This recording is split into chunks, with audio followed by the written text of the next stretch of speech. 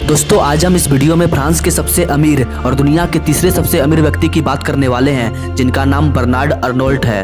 Bernard Arnault का जन्म 5 मार्च 1949 को फ्रांस के रूबिक्स में हुआ था। ये एक इन्वेस्टर, बिजनेसमैन और आर्ट कलेक्टर हैं। इसके अलावा ये एक दुनिया के सबसे बड़े लग्जरी गुड्स कंपनी के ओनर और सीईओ हैं। इनकी वर्तमान संपत्ति 194 बिलियन यूएस डॉलर, अगर इंडियन रुपयों में बात करें तो 10 खरब से भी ज्यादा है। इनकी मेन कंपनी LVMH है, जिसके अंतर्गत 75 से ज्यादा ब्रांड्स हैं। तो आइए दोस्तों जानते हैं बर्नार्ड अर्नोल्ट के जर्नी के बारे में कि कैसे उन्होंने जेफ बेजोस को टक्कर दिया। अगर हम इनकी प्राइमरी एजुकेशन की बात करें तो हाई स्कूल की पढ़ाई के बाद उन्होंने 1971 में इकोल पॉलिटेक्निक से इंजीनियरिंग की पढ़ाई की।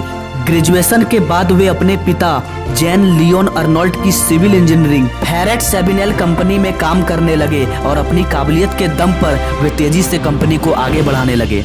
1976 में उन्होंने अपने पिता को कंपनी के कुछ स्टॉक बेचने के लिए मना लिया और उनसे 40 मिलियन फ्रेंच डॉलर कमाए और इन पैसों का इस्तेमाल उन्होंने रियल एस्टेट में किया और अपनी कंपनी का नाम फेरिनेल रखा।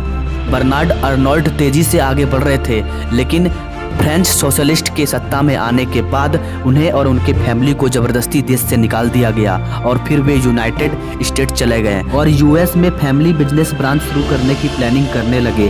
वो कहते हैं ना, जो होता है अच्छे के लिए होता है। बर्नार्ड को उनके देश से निकाला जाना भी उनके लिए एक अवसर साबित हुआ और एक दिन की बात है कि उनकी गाड़ी खराब हो गई और उन्हें टैक्सी लेकर अपने ऑफिस जाना पड़ा। इस ऑफिस जाने के दौरान उन्हें एक ऐसा सूत्र मिला जिसने उसे दुनिया के सबसे अमीर आदमियों में एक बना दिया।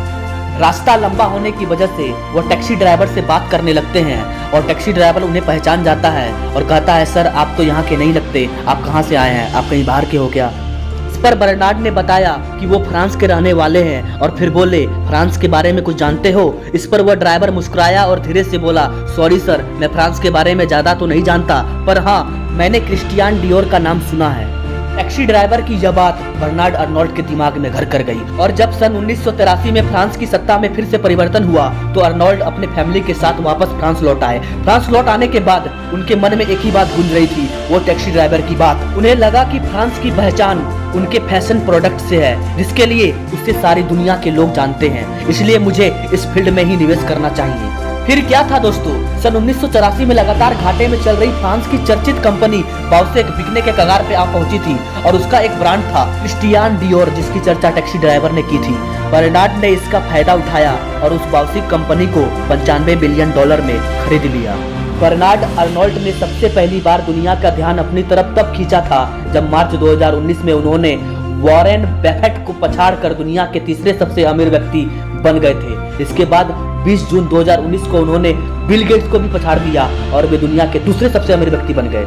लेकिन 72 वर्ष के बर्नार्ड यहीं पर नहीं रुके। उन्होंने 27 मई 2021 को एक बार फिर दुनिया को चौंकाया जब दुनिया के सबसे अमीर व्यक्ति जेफ बेजोस की नेटवर्क 186 बिलियन डॉलर थी। उसी दौरान बर्नार्ड अर्नोल्ट ने अपनी नेटवर्क 186.3 बिलियन डॉलर करके नंबर 1 का ताज हथिया लिया और 19 जून 2021 को बर्नार्ड की नेटवर्क 198 बिलियन डॉलर पहुंच चुकी थी।